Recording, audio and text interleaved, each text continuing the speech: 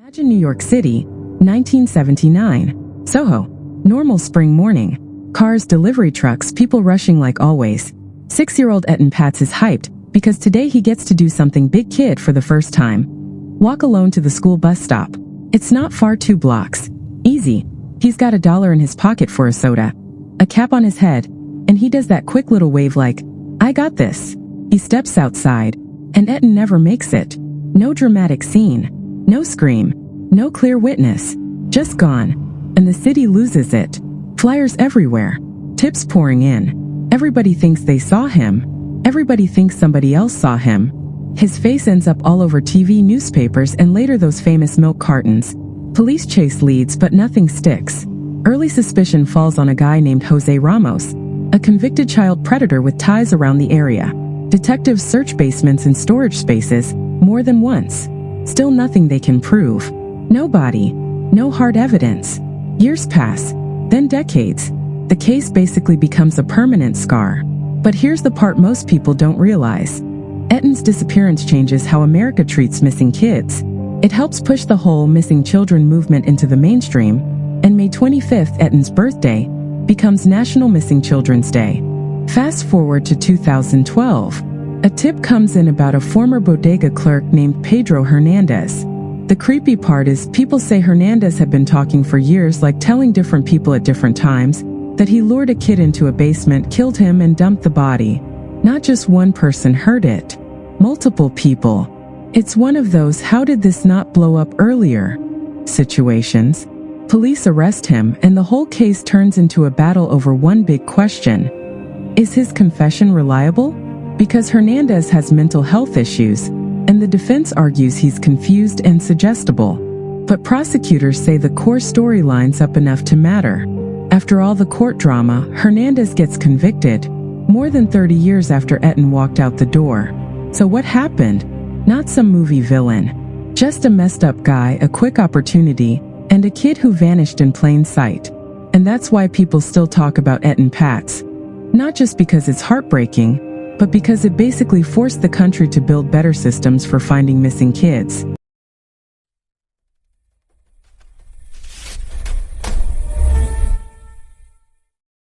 March 25, 1975, a crisp spring day in Wheaton, Maryland, the kind of suburban place where kids walked to the mall and parents didn't think twice.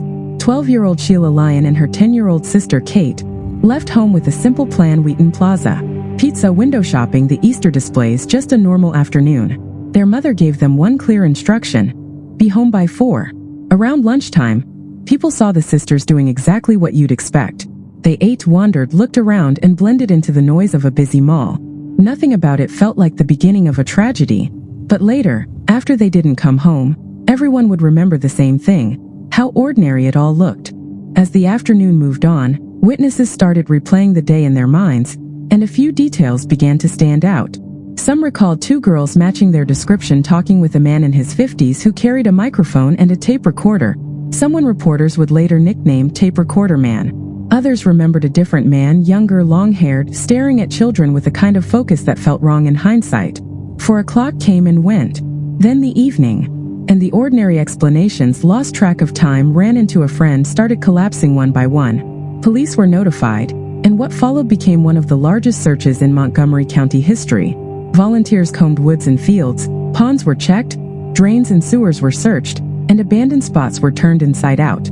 Tips poured in and interviews stacked up, but the case produced the worst kind of outcome. Nothing that held, nothing that proved where the girls had gone. Early on, a name surfaced and then drifted away: Lloyd Lee Welch Jr., an 18-year-old drifter who showed up around the mall days after the disappearance.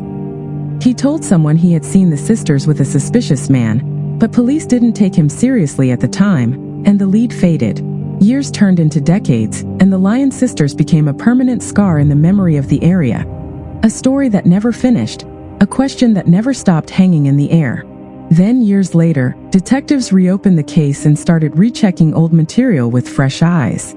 One detail hit hard. An old mugshot of Welch from the late 1970s looked strikingly similar to a composite sketch from 1975 of a man seen watching children at the mall. By then, Welch was already in prison for crimes against children. So investigators traveled to interview him. first he repeated his earlier story, but over time his account shifted, and he began admitting involvement. He described luring the sisters away and taking them to a family-linked property in Virginia, an isolated place where, he claimed, the crime unfolded far from the mall's bright lights and normal noise. Searches of that property later uncovered fragments and items investigators believed were consistent with his story. It was not the kind of evidence that brings real closure, but it was enough to move the case forward. In 2015, Welch was indicted for 2 counts of felony murder. In 2017, he pleaded guilty and received 2 concurrent 48-year sentences. What happened to Sheila and Kate Lyon is still difficult to sit with, not because it's complicated, but because it's brutally simple. 2 sisters went to the mall in broad daylight, in a place that felt safe, and they never came home. Even now, the story leaves the same lingering feeling. How fast normal can turn into a life sentence for the people left behind. Early Saturday, April 16, 1960, McAllen, Texas. Warm spring air, the kind that sits on your skin. The town is moving in that Easter week rhythm. Quiet streets, families in pressed clothes, church lights coming on early, and the soft certainty that tonight will be normal. Irene Garza is 25. In McAllen, she's the kind of person people remember without trying. Former Miss All South Texas, a second-grade teacher, respectful, steady. She lives with her parents. Not because she's stuck, but because that's just how life is arranged there. Close-knit, predictable, safe. That evening, she borrows the family car and drives just a few blocks to Sacred Heart Catholic Church for confession. That sentence should be boring. Confession, church, a short drive. But Irene is uneasy, and it isn't a vague, bad feeling. It's specific. A young visiting priest, Father John Fite, 27, has been insisting on something odd. He doesn't want to hear confessions in the booth. He wants them privately in the rectory. The change sounds small, but it changes everything. The booth is public in a strange way. Even if no one hears the words, the ritual is visible, bounded, controlled by tradition. The rectory is not. People notice. Some parishioners feel uncomfortable. And friends later recall Irene mentioning the way Fite would pull her from the line, telling her she was too good to confess there, like he was doing her a favor. It's a compliment that corners you. In a place where politeness is a kind of law, saying no can feel like you're accusing the person in authority, like you're making yourself the problem. So Irene goes. She enters a church she trusts, under rules she's been taught to honor, and she expects to come out and go home. That's the last time anyone sees her alive. Her car is found near the church. Her still inside. Nothing looks like a struggle. No shattered glass. No obvious sign of violence. Just a car parked where it shouldn't be parked for long. And the slow, awful realization that a few blocks away doesn't mean protected. At first, everyone reaches for the same hope families always reach for. Maybe she left with someone she knows. Maybe she got stuck somewhere. Maybe she'll walk in any minute embarrassed that people are worried. Hours turn into days. The search grows into something the town can't ignore. Volunteers. Flashlights. People walking canals and ditches, checking brush and fields, calling her name into the dark as if a voice can pull someone back into the world. On April 21st, 5 days later, Irene is found in an irrigation canal. The town's normal Easter week ends in one sharp moment. And once her body is recovered, the question stops being "where is she?" and becomes something worse. Who could do this, and how could it happen so close to the church? The case becomes heavy immediately, because the pieces don't sit quietly. Investigators learn that Irene had been at Sacred Heart that night. People remember the confession line. Some recall how slowly it moved.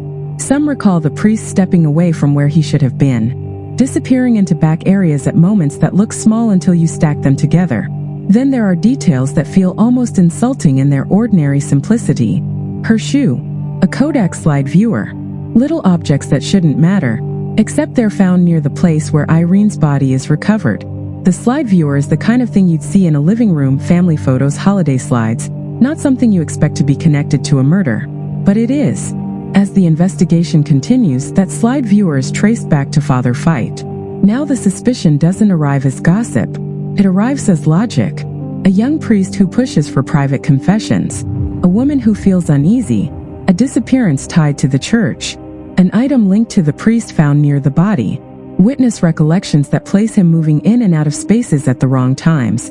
Scratches on his hands the next day, followed by an explanation that sounds neat. Locked out, climbed through a window, neat enough to be believable, but also neat enough to be convenient. Any one of these details could be nothing. Together they form a silhouette. And here is where the story stops being only about a crime and becomes about a system. Because Sacred Heart isn't just a building. In McAllen, the church's status, identity, family history. It is where people get married, where children are baptized, where grief is processed, where the town's moral image is curated. A scandal doesn't just stain a priest, it stains everyone who trusted him. So what happens next is what happens in too many places. The instinct is not to expose rot, but to contain it. There had already been serious concern about Feit's behavior. Not he's awkward. Not he said something weird. Real allegations of violence. The kind of warnings that should have triggered every alarm. But the early 1960s are not a world built to protect women from respected men in respected positions. Not publicly, not quickly. The case stalls. Not because there's no direction, but because the direction points into a place society is trained not to look too hard. Authority inside a sacred institution. Years pass. Then decades. People who knew Irene grow older. The teachers she worked with retire. The kids she taught become adults. Some move away. Some stay. The story becomes a quiet bruise. Not resolved, not forgotten, simply carried, because there is no clean ending to attach to it. And then, long after most people have stopped expecting anything, the silence cracks. Not with a miracle discovery, but with conscience. In 2002, a former monk named Dale Tacheny comes forward and says something that changes the shape of the entire case. That Father Feit confessed to him back in 1963 at a monastery. Not confessed like a press conference. Confessed like a man speaking into what he believed was a sealed space. Tacheny describes Feit admitting to an assault around Easter time. Describing binding and suffocating a woman. The point isn't the shock. The point is the alignment. The timing. The ritual setting. The way the confession seems to echo Irene's last night. Another priest later corroborates hearing similar admissions. And suddenly you can feel the cruel collision. Vows meant to protect confession become a shield for the worst kind of truth. The very mechanism meant to cleanse the soul becomes the mechanism that keeps a community from seeing what it needs to see. For the first time in decades, the case isn't frozen by reverence. It's being forced back into the open by guilt. Once the case is reopened, it moves the way cold cases have to move. Slowly, stubbornly, piece by piece. A new district attorney, Ricardo Rodriguez, pushes it forward. Old files come back out. Witness recollections are re-examined. Timelines are rebuilt. The items found near Irene, the shoe, the slide viewer, are treated not as curiosities but as anchors. Statements are compared across years, not to catch small inconsistencies for sport, but to see where the story bends under pressure. Feit's own account shifts over time. At first he denies hearing Irene's confession in the rectory. Later he admits it. In an ordinary case that might be brushed aside. In a case built on trust and ritual, on what the church says is sacred, that shift matters. In 2016, Father Feit is arrested in Arizona at 83 and extradited back to Texas. Think about the distance there. Irene was 25. He is 83. A lifetime has passed, and yet the question is still waiting in the same place. What happened in that church? What happened because of that church? What happened because people chose silence? The trial begins in late 2017, and the testimony is not cinematic. It's heavy. It's the slow accumulation of facts and patterns. How private access was created, how authority can isolate without raising a scream, how a trusted role can make a victim feel obligated to keep walking forward, even when everything inside says, stop. On December 7, 2017, a jury finds Feit guilty of murder with malice, and he is sentenced to life in prison. He dies in prison in 2020 while still appealing. But the conviction stands. So what do you call this story? It isn't just a murder solved late. It's a lesson in how evil survives when it wears a uniform people are trained to respect. It's a reminder that institutions don't need to invent lies to protect themselves. Sometimes they only need to delay, to soften, to redirect, until time does the hiding for them. Irene Garza doesn't get her life back. But the town finally has to say the truth out loud on the record, where secrecy can't swallow it again. And that's the real ending. Not closure. Accountability after the world tried for decades to make accountability impossible.